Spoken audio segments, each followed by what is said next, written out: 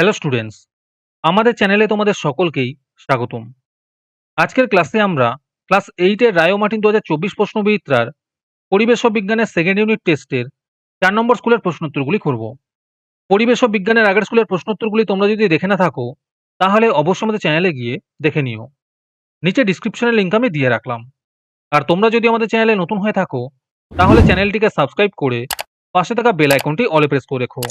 তাহলে পরে ক্লাসের ভিডিওগুলি আমি আপলোড করলেই তোমাদের কাছে নোটিফিকেশন পৌঁছে যাবে। তাহলে শুরু করা যাক। 4 নম্বর স্কুলের ফিজিক্যাল সায়েন্সের মধ্যে আছে সঠিক উত্তরটি নির্বাচন করো। 1 নম্বর প্রশ্ন হলো, কোনটির ক্ষেত্রে পদার্থটির কঠিন রূপ ওর তরলে ভেসে থাকে? এর উত্তর হবে বরফ। 2 নম্বর প্রশ্ন হলো, জলে অ্যামোনিয়াম ক্লোরাইড দ্রবীভূত করলে যে বিক্রিয়াটি ঘটে সেটি হলো? এর উত্তর হবে তাপগ্রাহী রাসায়নিক পরিবর্তন। 3 নম্বর প্রশ্ন হলো, তড়িৎ বিশ্লেষণ পদ্ধতি দ্বারা নিষ্কাশন করা যায়? এর উত্তর হবে Na। তারপরে 2 নম্বরে আছে শূন্যস্থান পূরণ করো। 1 নম্বরে আছে জলকে তড়িৎ বিশ্লেষণ করতে হলে জলের ড্যাশ সংখ্যা বাড়াতে হবে। এর উত্তর হবে আয়ন সংখ্যা বাড়াতে হবে। 2 নম্বর প্রশ্ন হলো, 50 কিলোমিটার উপরের আকাশ ও ভূপৃষ্ঠের মধ্যে প্রায় ড্যাশ বিভব পার্থক্য আছে। এর উত্তর হবে 4 × 10⁵ ভোল্টের বিভব পার্থক্য আছে। 3 নম্বর প্রশ্ন হলো, বরফ ও নুন নির্দিষ্ট ভরের অনুপাতে মিশিয়ে ড্যাশ তৈরি করা হয়। এর উত্তর হবে হিম মিশ্র তৈরি করা হয়।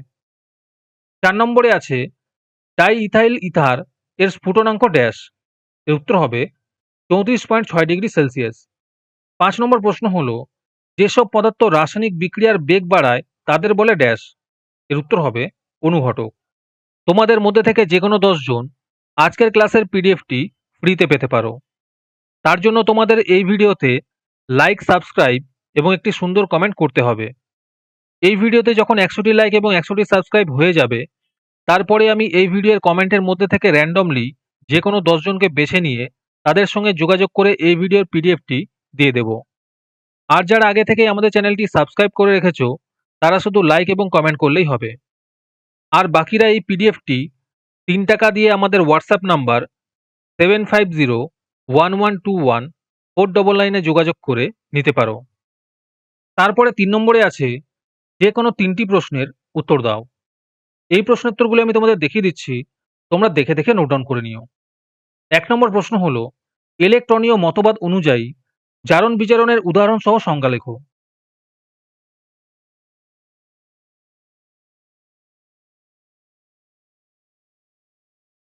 2 নম্বর প্রশ্ন হলো, 100 গ্রাম ভরের তামার গোলকের তাপমাত্রা 40 ডিগ্রি সেলসিয়াস বৃদ্ধি করতে কি পরিমাণ তাপের প্রয়োজন?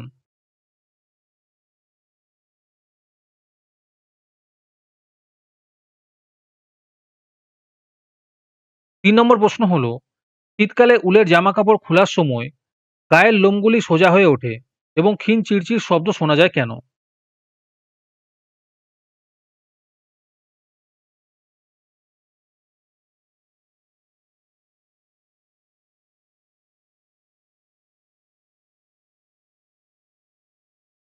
4 নম্বর প্রশ্ন হলো, ঝালাইয়ের সময় তাপ ও আলোক শক্তি আসে কোথা থেকে? রাসায়নিক বিক্রিয়া সহ ব্যাখ্যা করো। তারপরে লাইফ সায়েন্সের মধ্যে আছে শূন্যস্থান পূরণ করো। 1 নম্বর প্রশ্ন হলো, কলেরা রোগের জন্য দায়ী ব্যাকটেরিয়া হলো ড্যাশ। এর উত্তর হবে ভিব্রিও কলেরি। 2 নম্বর প্রশ্ন হলো, আগাছা নাশক রাসায়নিক পদার্থ হলো ড্যাশ। এর উত্তর হবে 2 এবং 4D। 3 নম্বর প্রশ্ন হলো, পশ্চিমবঙ্গের ড্যাশ মাসে আম গাছে মুকুল আসে। এর উত্তর হবে পৌষ মাঘ মাসে। 4 নম্বরে আছে উদ্যান বিজ্ঞানে ড্যাশ চাষ করা হয়। এর উত্তর হবে ফল ও সবজি চাষ করা হয়। 5 নম্বরে আছে ডটসের মাধ্যমে ড্যাশ রোগ সারানো হয়। এর উত্তর হবে যক্ষ্মা রোগ সারানো হয়। তারপরে 2 নম্বরে আছে যে কোনো 4টি প্রশ্নের উত্তর দাও। 1 নম্বর প্রশ্ন হলো, চায়ের 5টি গুণাগুণ লেখো।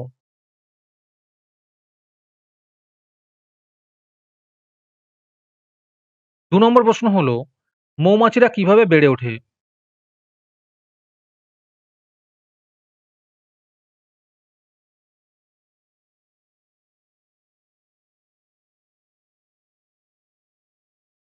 3 নম্বর প্রশ্ন হলো, কার্প কি?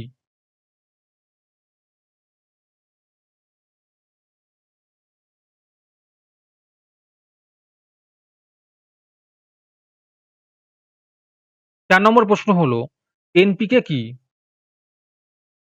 5 নম্বর প্রশ্ন হলো ফসল উৎপাদন করতে কৃষককে কি কৃষিকাজ করতে হয়?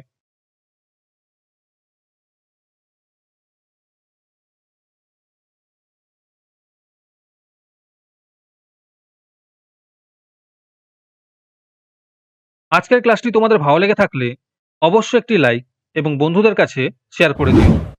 পরের স্কুলগুলির প্রশ্নোত্তরের ভিডিও তাড়াতাড়ি পেতে চ্যানেলটিকে অবশ্যই সাবস্ক্রাইব করে রেখো। তাহলে দেখা হচ্ছে পরের ক্লাসে।